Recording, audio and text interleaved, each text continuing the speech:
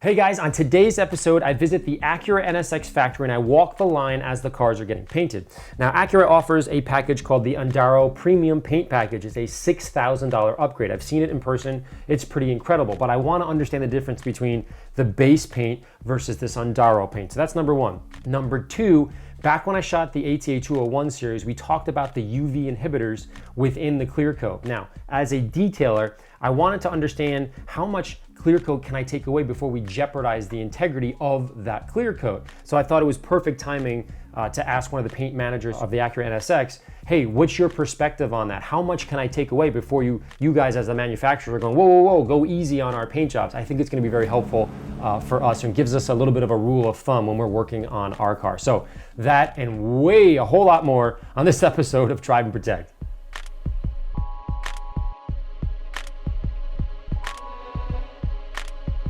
Now, we all know and love the first generation NSX for its style, handling, and daily driver capabilities, but the second generation, released in mid-2016, enhanced every aspect of the original.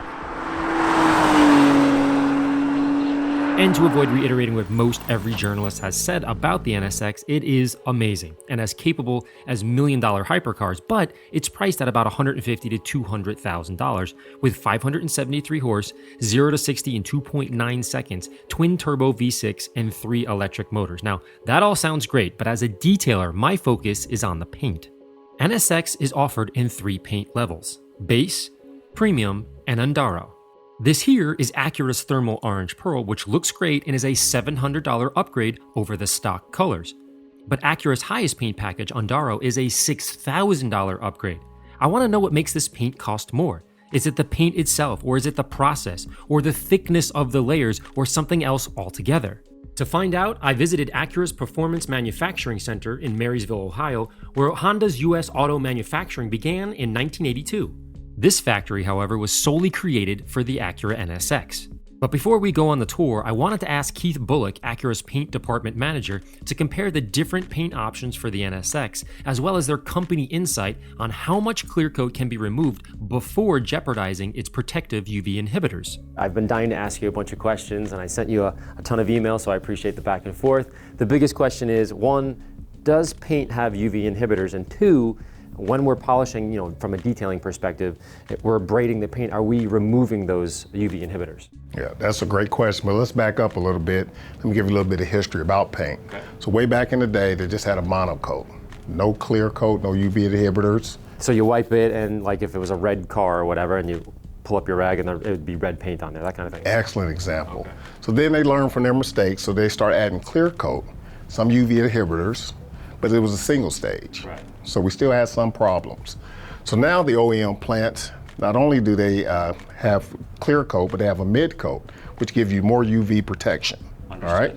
But here at the NSX plant, we're a little bit unique where we had a mid coat, we do a first clear, and then we do a second stage clear. Okay. All right, so that gives you even more protection. Right. Our Andaro paints, which are high dollar paints, we have what's called a tinted clear, which is double the amount of what we put with our mid coats. Right. Then the first clear, and then our second clear. All right, so the difference between the Andaro and the NSX base package here is you're actually just putting way more film for each step. Is that correct? That is correct. Okay. That is correct.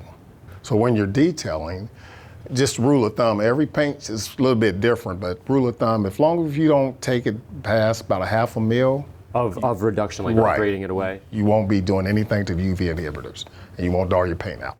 Once we entered the manufacturing plant, my initial thought was how clean the floors, workstation, and even the uniforms were. From what I later learned, the white uniforms are part of Honda's culture.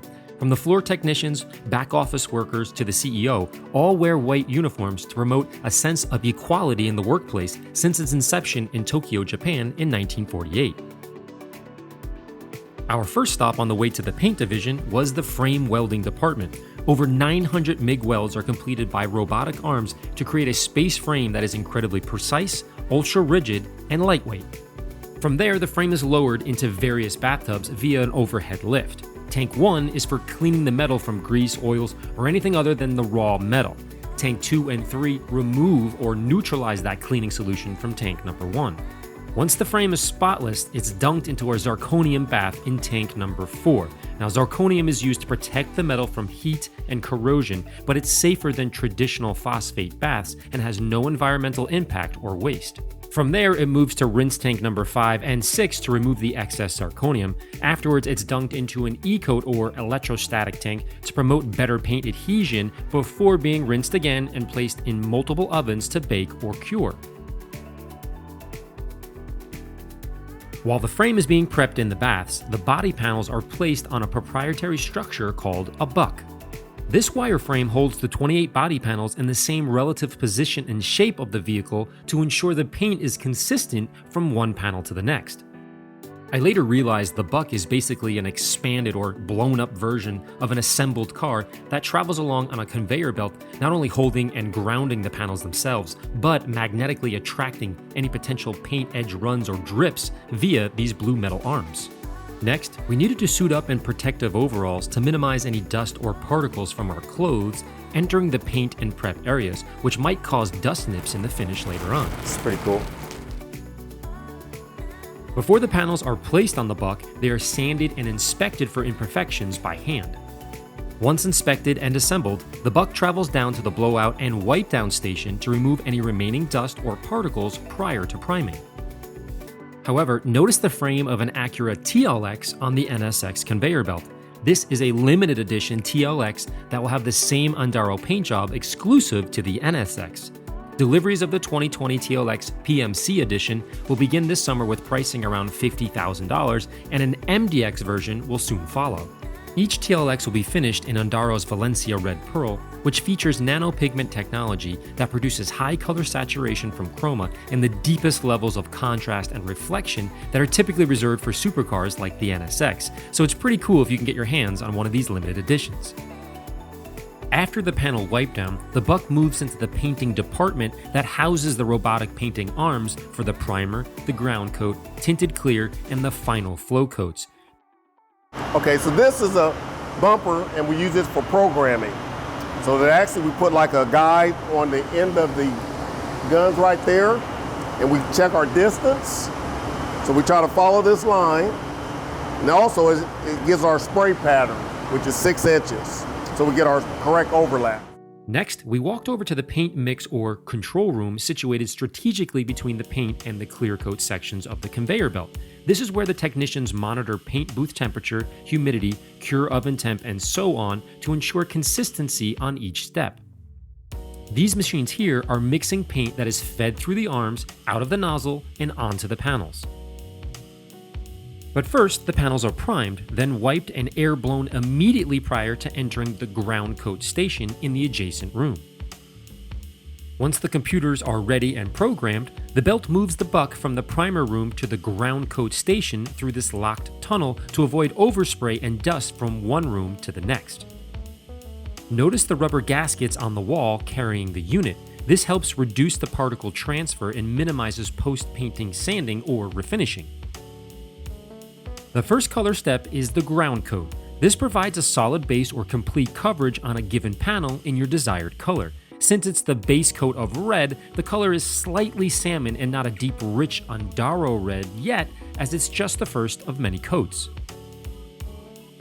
After the initial coat is completed by the 2 robotic arms, the technician manually sprays the tight areas that are hard to reach by machine, while his partner inspects the ground coat for imperfections and records any areas that need further attention. Once the ground coat and inspection pass QC, the technician removes the caps attached to the robotic arms, replaces them with clean caps, and moves the conveyor belt back into the spray booth in preparation for the next step, which is the tinted clear. This is where you begin to see the depth and intensity of the red tinted clear. The panel with the gas cap cutout has been sprayed, while the rear quarter and the bumper haven't at this stage of the filming. The difference is night and day. As the arms lay down more tinted clear, the gloss becomes reflective and more intense. It's such a deep red, it's unbelievable, versus the primer. These panels right here, we got what's called a pelt gauge. That's how we check film builds. Right. So we have to paint different panels and then we send it into pelt and they send us back a program in that way so we can just take The reading here, we can tell you what the layer of the primer, E-coat, our ground coat, our mid coat, which is tinted clear. This is our regular clear coat. Once the tinted clear is completed, the conveyor belt moves the buck to the clear coat booth. Notice the arms are equipped with a different spray head. These sprayers are called bells, which atomize the clear coat for a cleaner final finish. After spraying the first layer of clear coat, the 28 individual panels get sent to the oven to bake for 40 minutes and allowed to gas out for 24 hours before sanding, wiping, and then receiving another layer of clear coat called the flow coat for a total of 6 layers on top of the original bare metal frame. Once the painting process is completed, the buck travels to the inspection department. Here the panels are individually removed and any minor imperfections are sanded and polished to perfection once again.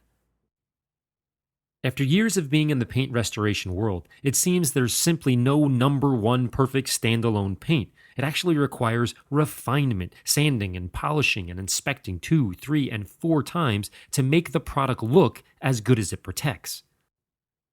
These steps and processes are what separates the average jobs from the amazing paint finishes. Once approved, the panels are moved to these special sealed bags. When everything is painted, polished, inspected, we put it on these carts and then we cover them for 3 days to let the paint cure. Right. You're a detailer, so we won't get micro out. scratches and gas out and stuff like that.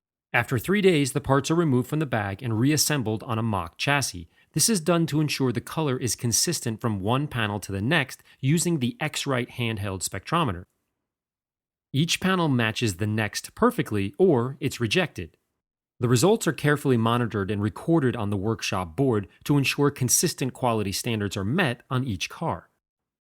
Meanwhile, on the other side of the facility, the NSX engine, drivetrain, split gas tanks, and so on are being installed before the painted panels are attached to the body in the assembly department. Each part is fitted and tested for precise and consistent gaps from one section to the next. Once all are assembled and QC met, the very last step is to install the Acura badge on the back of the bumper, which I was lucky enough to do for this customer's NSX before its final dyno check, suspension road test simulation, and final seals check in the rain tunnel, all before it arrives at your dealership.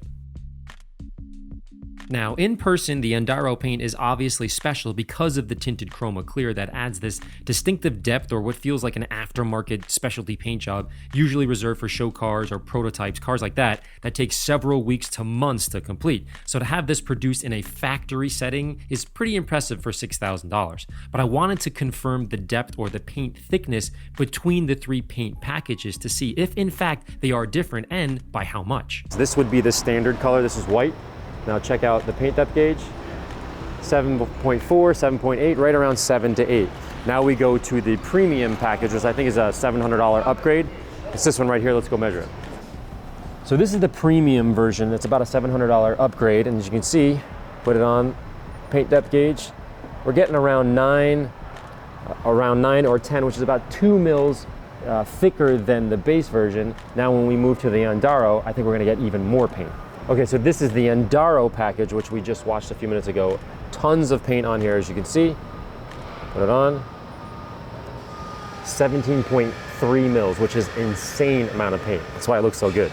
Okay, so here's a quick recap of what I learned today. And based on Keith's sort of graphs and charts, I kind of jammed them all together. If you look here in red, this is something that all 3 paints have in common, meaning OEM, NSX, and the crazy premium package. E-coat, primer, and ground. So we can take that away. They all have that, no problem. When it starts to separate here with the normal OEM, there's a mid-coat and a clear. As it moves to the NSX paint job, it's a mid-coat, clear, and another layer of clear. So there's 2 layers of clear. Very, very cool. Now, if you look at the paint depths, we go from 7 to 8-ish mils, kind of normal, to 9 to 10, which is great. It's a lot in the NSX. Now, when we make the big leap to the Andaro, this is where it kind of gets interesting. You take away the mid coat, you add a tinted clear instead, and the tinted clear is twice the thickness of the mid coat. This is where we're gonna start getting a lot of mils, so a lot of reflection. Then they do 2 clear coats just like the NSX version, the regular version, but there's way more clear. They're just laying down, the machine's laying down more paint. And as you can tell, after I painted it, you just saw that, after they paint it, there's a whole lot more paint on the actual car. So that's a good thing. You want as much paint as you can get, especially with the chroma. There's another thing added here with this tinted clear. So it's gonna give you a lot of depth and reflection when you have that thickness on, meaning that it's gonna look shinier and give you that like, whoa, that pop. So I think this helps clear up a little bit, because I was sitting there going like, okay, what is really going on here? What is the difference? In the Andaro package, that $6,000, you are paying for not only the process, but this step right here. I think that's what really separates, you know, good paint jobs from like, oh my gosh, this is insane, what's going on with this paint job kind of thing. So I hope that clears it up. Well guys, that's it for me at the Acura NSX factory. As you can tell, the paints are ridiculous. The paint process is insane. And the bottom line is this with respect to UV inhibitors.